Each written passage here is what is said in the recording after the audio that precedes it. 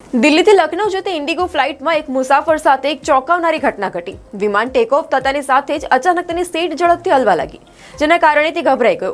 હવે આ મુસાફરે આને મિની હાર્ટ એટેક જેવો અનુભવ ગણાવ્યો। આ ઘટનાનો વિડીયો બનાવી તેને સોશિયલ મીડિયા પર શેર કર્યો, ખૂબ જ વાયરલ થયો અને ત્યારબાદ જો કે એરલાઇને માફી માંગી તપાસનું આશ્વાસન આપ્યું હતું। મુસાફરે વિડીયો શેર કરીને લખ્યું કે પહેલી વાર જ્યારે આવું થયું તો તે ખૂબ જ ડરામણો અનુભવ હતો।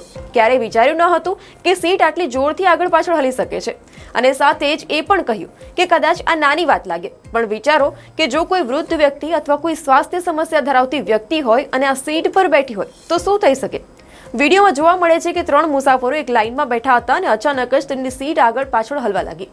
બાદમાં તેમને આને વિમાનનું ખરાબ મેન્ટેનન્સની નિશાની ગણાવી પોતાની ચિંતા વ્યક્ત કરી।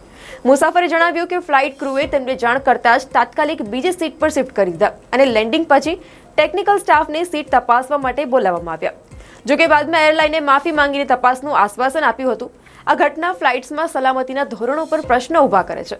મુસાફરોની સલામતી અને સુવિધા પ્રત્યે એરલાઇન્સની જવાબદારીને લઈને આ એક ગંભીર બાબત જોવા મળી છે।